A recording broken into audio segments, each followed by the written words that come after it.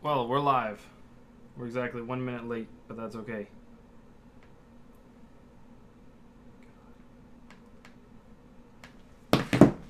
Alrighty, grab a drink.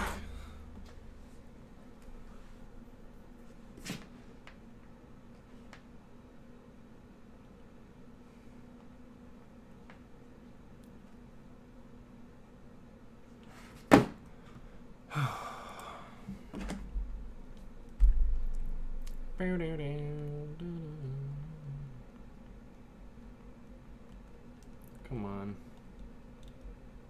There we go. Cool. I'm glad everyone decided to start a freaking group chat right as I get started doing this.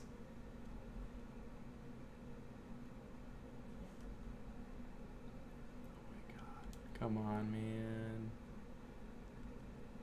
There we go. Alrighty.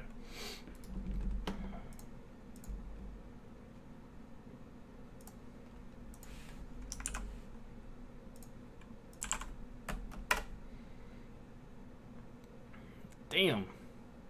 Traffic was insane tonight. Was it?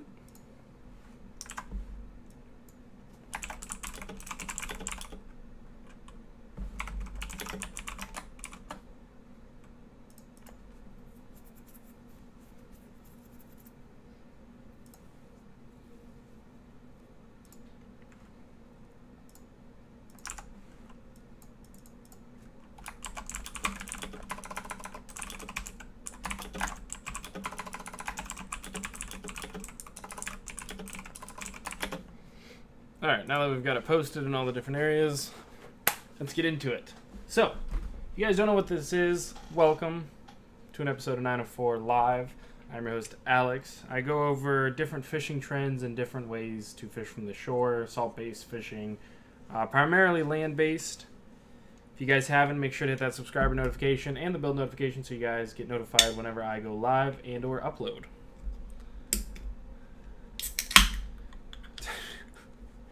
So, today's episode is all about shore-based shark angling. What does that mean? It means fishing for sharks off the shore. Two different ways you can kind of cut it down. You're gonna have your alternative bait deployment methods, and then you're just gonna have your casting methods, meaning you're just taking your rod and reel, and you're casting out. But let's get started first with types of sharks. So the different types of sharks that I encounter when I'm fishing off of the beach. The most common, number one, is going to be the Atlantic sharpnose. I seem to catch those a lot. They're very common. They're very easy to identify. They've got spots that run down along the length of their body. And, yeah, they get about 3 to 4 feet in length, so it's not too bad. But they're a lot of fun to catch. They'll bite on just about anything. They'll bite on... Azrael! The love of God, what are you doing? Jesus. They'll bite on shrimp. They'll bite on fish bites. They'll bite on cut mullet. They'll bite on cut bait. They'll bite on live bait. They'll bite on, like I said, just about anything. But they're a lot of fun to catch, and that's definitely probably the number one most common shark I run into. Another one is the Atlantic blacknose. This is very common. A lot of people catch these and they don't know what they are because there's not a ton of distinctive marks, but it's very easy if you know what you're looking at. If you look at the snout of the shark, it'll have a very prominent, very obvious black nose on it, so not hard at all to identify. Bonnet head, not to be confused with a scallop head. So a bonnet head has a round shovel nose, whereas a scallop head will have a kind of dent almost in it, and all my pens are gone. So I can't even make sure you guys know what I'm talking about. Okay, never mind, all my pens are gone. But bonnet heads have a round top to them, whereas the scalloped heads have dents all around the curve of their head. Scalloped heads are endangered. You're not allowed to possess them, land them, take pictures of them, post pictures of them, catch them, anything like that. It's strictly prohibited, so make sure if you guys catch a scallop head, you throw it back. Black tip. If you're fishing for larger fish off the beach, you're probably going to catch a black tip or spinner shark at some point. Very common. Let's see. Just go on to types of bait. Or no, I'm sorry, not types of bait. We'll go to fishing spots. So, wait, my notes, sorry. Let's go to shark-specific regulations. So the Florida Fish and Wildlife Commission has shark-specific regulations that you have to adhere to if you're doing shore-based shark angling. So there's a couple different things that define that. There is a shore-based shark angling permit that you're required to have if you want to fish for and or keep sharks. So one of the things that they define as shore-based shark angling is fishing with what I call an alternative bait deployment method, or kayaking a bait out, ballooning a bait out, kite fishing, stuff like that. So there's a ton of different regulations. I know you have to have at least 80-pound braid if you're going to be fishing for sharks. There's, let's see, gear regulations. Hook and line only. Harvest prohibited by or with the use of a treble hook or any other multiple hook in conjunction with live or dead natural bait. So you have to use a single hook with the bait that you're casting or you're fishing with. Non-offset, non-stainless steel circle hooks are required when targeting or harvesting sharks when using live or dead natural bait. So what that means is a lot of guys, like for example, on a lot of my pompano rigs, I have offset stainless steel circle hooks. This helps a lot because I'm fishing a lot. I don't want my hooks to rust. I don't want anything like that. And then the offset kind of helps hook them a little better. The whole reason they don't want you to have offset stainless steel circle hooks is so that if you catch, let's say, a prohibited species, which I can pull one up real quick. There's a whole list of them. But let's say you grab a, let's see, what's one that you could catch off of the beach? Let's say you catch a lemon shark off the beach, right? Those are prohibited. That's a prohibited species, meaning once you can identify the fish and you know that you have a prohibited species, you're supposed to cut the steel wire as close to the hook as you can and let it go. So if you do that and you have a non-stainless, non-offset circle hook, that hook's going to rust out in about 3 to 5 days, fall out of the shark's mouth, won't injure it or prohibit it from eating or anything like that. So keep that in mind. If you are going to be fishing for shark and you're going to be targeting shark, because that seems to be the big thing that a lot of people want to do. Whenever I go fishing for shark, or whenever I go fishing, I always ask the people I'm taking with me, what do you guys want to fish for? And they always tell me, oh, I want to go fishing for shark. I want to shark fish, I want to shark fish, I want to shark fish. So I don't have a problem with that. But one of the biggest things that you need to do and do your homework is go identify sharks. You need to take the FWC Shore-Based Shark Angling Permit class, 100% free, you just have to take it. And you have to be able to positively identify sharks on the fly. You can't sit there and hold the shark out of water and, scroll through Google Images and try to find a picture of your shark. Oh, yeah, I think it's that one. You should be able to identify sharks on the fly right there, right then, without prior knowledge. Now, you can release it and then go through and okay, let me get a positive identity for it. Take a bunch of pictures real quick. It's typically better to have 2 people for this anyway. So, one person's taking the pictures and one person's handling the sharks, if you know what you're doing. So, once you are able to positively identify sharks, once you are able to handle them appropriately, then I would suggest going out and shark fishing. But, like I said, don't trust just a YouTuber online telling you guys to go shark fishing. Go look at the FWC website. Go take the Shore-Based Shark Angling Permit class that they have. It's, like I said, 100% free, and there's a ton of really good information in there. It goes over a lot of different things. Baits, rods, lines, reels, all kinds of stuff. From what I understand is because I cast out bait, it doesn't have to have 80-pound the 80-pound braid, but that could be wrong. I typically don't target sharks. I have heavy-duty fish rigs that I take out with me that have steel wire on them that could catch a shark, but I don't particularly target shark, if you understand the difference there. UK sea fishing with Big Dan. Hey, down south. Oh, what's going on, you guys?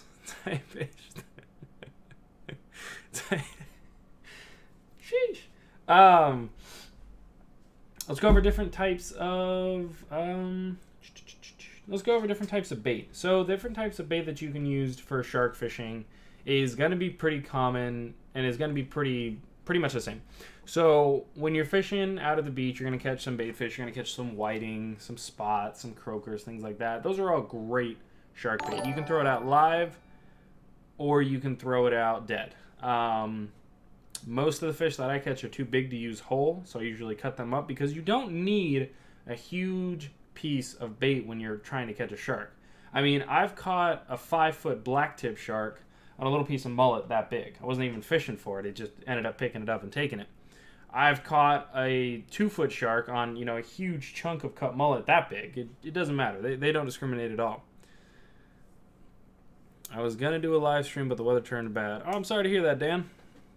I'm also ready to fish. I'm probably heading out tomorrow with one of my little brothers. So, number one type of bait that you can use, in my opinion, for fishing for sharks off the beach is going to be either fresh ladyfish, very oily, very bloody, great bait, or fresh Jack Crevalle, also very oily and very bloody. Bluefish as well, now that I'm saying oily and bloody over and over. Bluefish, ladyfish, and Jack Crevalle. Those are probably going to be my top 3 baits for fishing for sharks. Cut them up, and then you want to have a chunk of fish about as big as the size of your palm, okay? If you're going to be fishing for sharks. You want anywhere between a 4/0 and an 8/0 circle hook, whatever you want to do. Again, this is just my experience. I cast my baits, so that's why I do just a little bait like that. I got, a relatively small hook in the large scheme of things. And then I take about a 3-foot, or I'm sorry, not a 3-foot, about a 1.5 foot section of wire, attach that to the hook with some crimps, and then I put about a 5 feet section of 200-pound mono that I have, and then I tie my main line to the mono, and then that's my casting rig. Pretty ugly this morning. Yeah, it was really muggy this morning. I'm hoping it's not tomorrow. But catch yourself some bait fish. If you don't have any bait fish, that's fine. Like I said, you don't need to have fresh bait. Fresh bait's always the best, but not required by any sense of the word. One of the best baits you can use is just cut mullet. Any kind of cut bait works. Get yourself a nice chunk of mullet, toss it out there. Even if you want to use a whole finger mullet, you're more than welcome to use whatever kind of bait you want. Sharks are opportune feeders. If they see a chunk of flesh sitting in the water, they're going to bite it, especially when it's, just kind of sitting there floating in the water. We were fishing just the other day. You guys are going to see it this upcoming Thursday. We're premiering an episode where Kimber actually got spooled on one of her lines. She was out... we had just a small bottom high-low rig on there with just little tiny pieces of mullet with 2/0 hooks. We were going for bluefish, and a shark picked it up and spooled us in about probably 10 seconds flat. It was ridiculous. But you never know when they're going to bite, so you don't need a huge piece of shark. You don't need a ton of things. I mean, like I said, I've caught 4 or 5 foot black noses on high-low rigs when I was fishing for bluefish, and I've caught a 2-foot sharp nose when I was fishing for, the big sharks. So it all depends on how they're feeling and what they want to bite. But you want to make sure that the bait you're using, they can get in their mouth, which means they can get the hook. Shark tastes good. Shark tastes amazing. So in my opinion, shark is one of the single best things that you can get from the shore. A lot of people are put off by it because of the ammonia smell. They release their urine through their skin. They don't actually pee, so to speak. They kind of release it slowly throughout their skin, so they have a very strong ammonia smell when you catch them. But a lot of sharks are absolutely delicious to eat. I love eating shark. I like making smoked shark dip. It's absolutely amazing. I've never tried shark, but Alex eats it all. Yes, I do. I eat a lot of stuff. I've tried almost every species that I've eaten off of the surf, or that I've caught off the surf, I have tried, including ladyfish, and I would not suggest that one. It's probably the only one I wouldn't suggest, to be honest with you. You guys, speaking of, check out this Mountain Dew I got. It's ginger snapped Mountain Dew. Isn't that ridiculous? It's actually not bad. Grilled shark is absolutely outstanding. They're killer on your fillet knives, though, because their skin, when you're cutting through it, it'll mess it up real quick. Let's go to rigs, hooks, and weights. I kind of already went over my casting setup. It's just basically a casting fish finder rig. Like I said, about 1.5 foot steel cable, 4/0 to 8/0 hook, depending on how ambitious you want to be. But remember, a 5-foot shark is only going to have a mouth that opens up maybe that much. So you don't need an 8/0 hook that's barely going to get in his mouth. You can catch a 5, 6, 7, even 8-foot shark on a 4/0 hook, no problem. You just need to get in the corner of their mouth and get it hooked. Said it's like eating a cookie. It is kind of like eating a cookie. Yeah, it's very I don't know. It's good. I like it. Big Dan says if you bleed them for a day, it gets rid of the ammonia. Yeah. So, once you know you're going to catch sharks, which in the state of Florida, through the FWC regulations, like I'm telling you guys, you're only allowed 1 per harvester per day, or 2 per vessel, whichever is less. So, what that means is, if I go out fishing and I catch a shark, I can keep it from the shore. If I go out with myself and Kimbra and, one of my little brothers, as long as they're the ones that land the fish and they have the appropriate licenses, then we can catch 3, because it's 1 per harvester per day. Keep that in mind. That's important. Always important to check your regulations and stay within Johnny Law. But once you have a positive identification on the fish and you know you're going to keep it and you know it's a legal limit, go ahead and bleed it out, cut it like the guy's saying, and much, much better. But I typically, whenever I'm fishing and whenever I catch shark, I've got 4/0 to 8/0 circle hook, non-offset, non-stainless circle hook. I do use that for all my big rig fish, just in case something happens. I don't want that big, beautiful fish or shark or whatever to have a fish hook stuck in its mouth for a while. 1.5 foot steel cable to 200-pound mono, about 4.5, 5 feet of that, and then I tie my main line to that. That's my casting rig. I use anywhere between a 4-ounce and a 6-ounce Sputnik weight on a slider rig going up and down the mono for my bait. So once it's stuck in the sand, I can put a little more slack in the line, and it kind of helps the bait float up, but we'll go over that in a different video. Line and leaders. Went over the leaders already, or leads. Line and lead. I already went over the hooks and weight. Line. So whenever I'm fishing for heavier shark or heavier fish just in general, I typically have the same 20-pound mono that I usually have, and then I just adjust to my drag. I do have one setup that has 50-pound braid on it, and that's still a casting setup. I don't do any kind of shark-based fishing, shore-based shark fishing, where I deploy baits with a kayak or a kite or a balloon or anything like that, just because, quite honestly, I don't have the means to. But if I did, I would require to have 80-pound braid per FWC regulations. Number 1. Thank you very much, down south, largemouth. Jeez. How to handle a shark once you're hooked. So once you know you have a shark, and it's going to be very obvious, because you're going to hook it and it's going to take off very quickly, and it's just going to peel drag like nobody's business and just take off. So once you have a shark, and you know you have a shark, you need to be able to handle it appropriately, that you don't fight the fish for too long. One of the things that I see a lot, and actually absolutely kills me, is I see a lot of inexperienced shark anglers jerk around with fish, toy around with it, take their sweet time getting that fish in, and then by the time they finally get it in and they unhook it and they're doing whatever, they go to release the shark and it just kind of flops over dead. Sharks are one of the few species that you fight from the shore that will 100% kill themselves trying to fight you. So they will literally fight to the point of exhaustion. They will fight to the point they cannot swim anymore, and they will just sit there. It's not a good time. You need to be able to fight that fish with heavy enough gear and strong enough gear with enough knowledge. You can get that shark in, get him dehooked, or just, if you can't get the hook out of its mouth, or you're scared or anything like that, you need to have wire cutters with you so you can go right through that wire, clip it as close as you can to the mouth, and let it go. That's one of the reasons it's important to have, like I said, the non-offset, non-stainless steel hooks. So everyone keep that in mind if you're going to be fishing for sharks. Handling sharks once you're hooked. One of the things that drives me up a wall as well is people that get on the back of sharks and hold the nose open like this, so the jaw's open. Terrible way to take a picture with a shark. Not only is it detrimental to the shark and detrimental to its health, but you're sitting on this creature. It's not supposed to be able to support its body weight out of water. This just makes you look bad, honestly. That's something that a lot of, the crazy PETA people, oh boy, Uber Eats almost here. Good luck, brother. Thank you for your service. Uber Eats. But should have had shark for dinner. Come on, what are you thinking?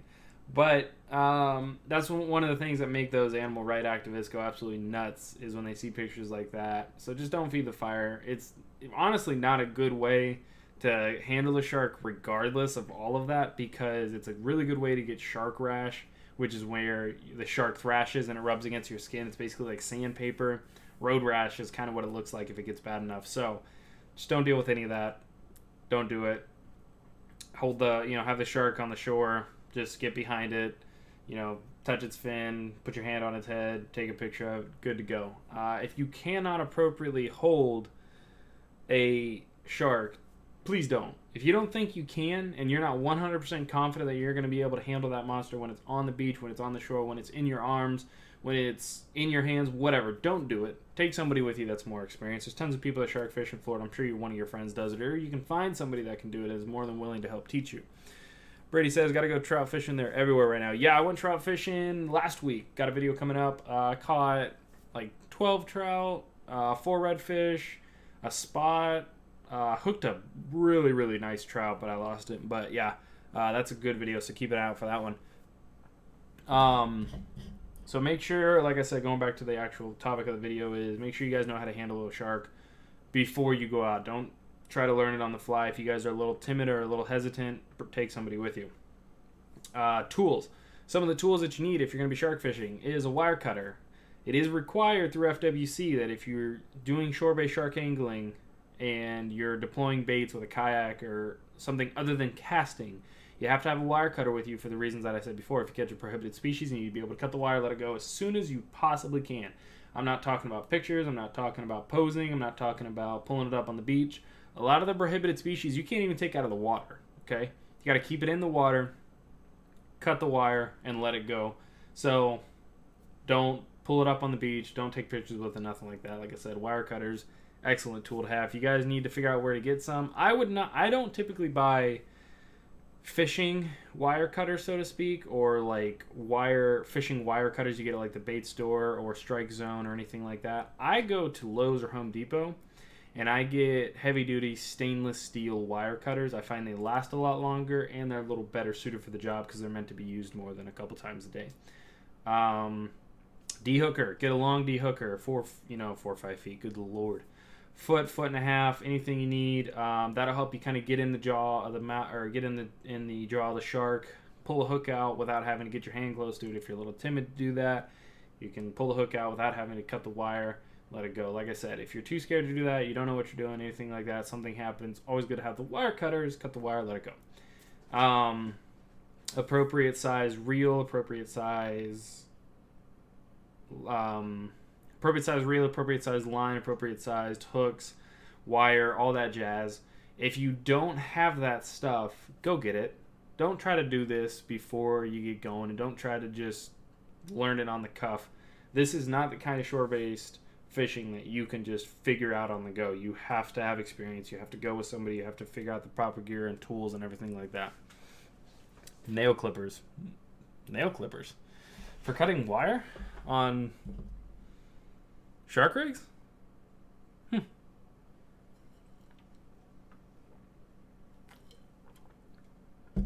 So, we'll go over some of the species real quick before the final thing I'm going to do before I sign off for the night is give you guys some locations that you can catch big sharks at. But,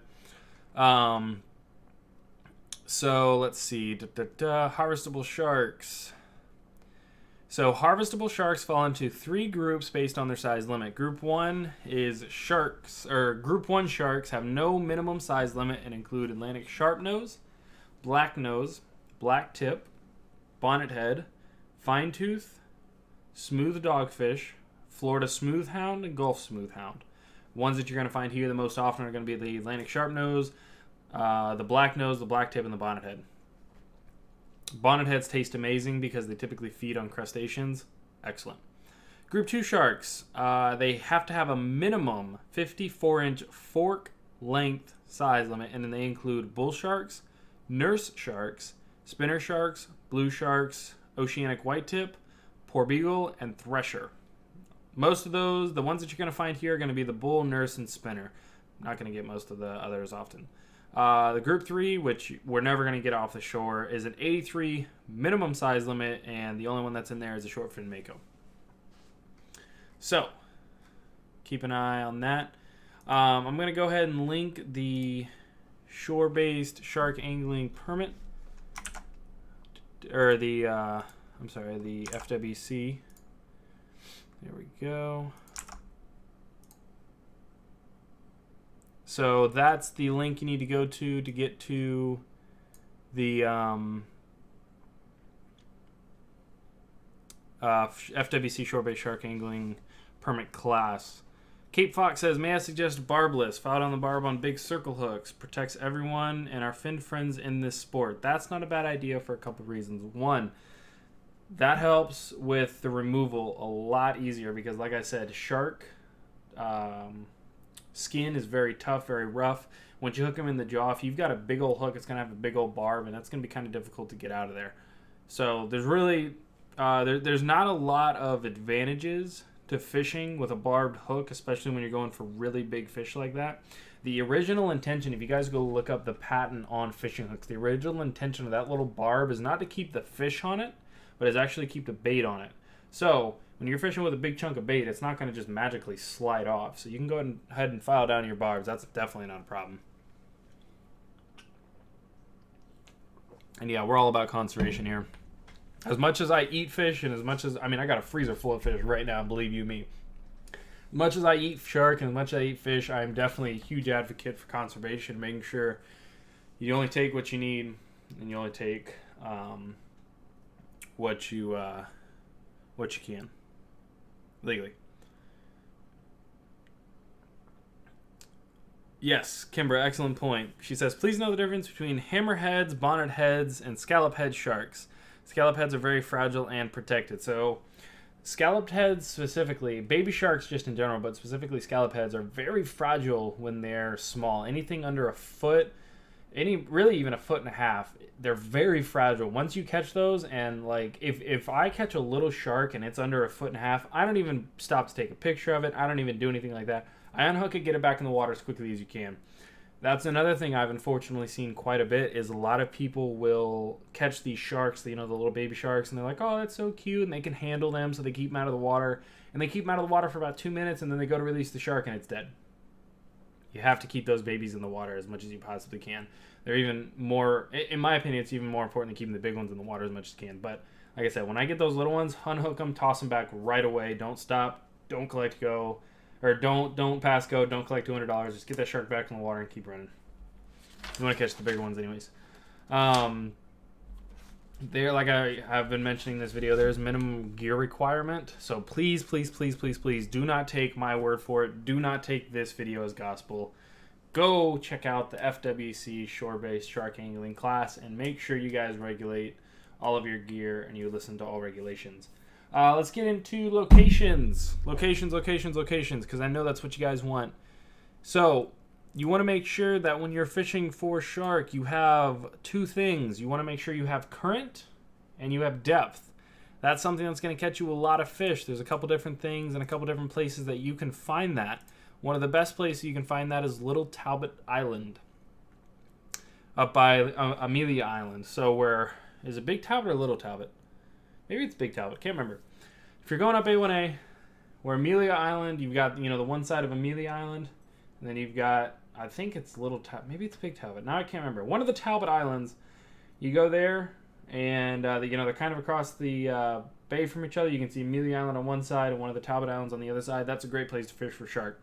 Another place you can fish for shark is St. Augustine Beach, Volano Beach. Not so much Jack's Beach or, Atlantic Beach, Neptune Beach, anything like those. Those are very kind of shallow beaches. But Volano Beach, Porpoise Point in Volano, St. Augustine Beach, a little further south, you can catch a lot of stuff. Basically south of Micklers until you hit St. Augustine Beach. And then I would probably say north of Fort George Inlet. That's a good place to fish for shark if you guys are looking for shore-based shark angling. But we're going to wrap it up. That's enough for today, Sunday. I work Sunday, unfortunately. You know what days I work. I told you that. Come on now. But that's going to do it for me today, you guys. I just want to do a quick episode. Don't know what I'm going to be doing for the next episode. If you guys have any ideas, please leave it down in the comments below. As you all know, I am live every Monday at 7 p.m. Eastern. Look, soda's coming up on me. I'm live every Monday at 7 p.m. Eastern, and I upload every Thursday, 7 p.m. Eastern, so please keep an eye out for that. If you guys have any suggestions, please leave them down in the comments. But until then, see you guys this upcoming Thursday for my video that I'm putting up. And I'll see you this upcoming Monday for a new video. I don't even know what we're going to do.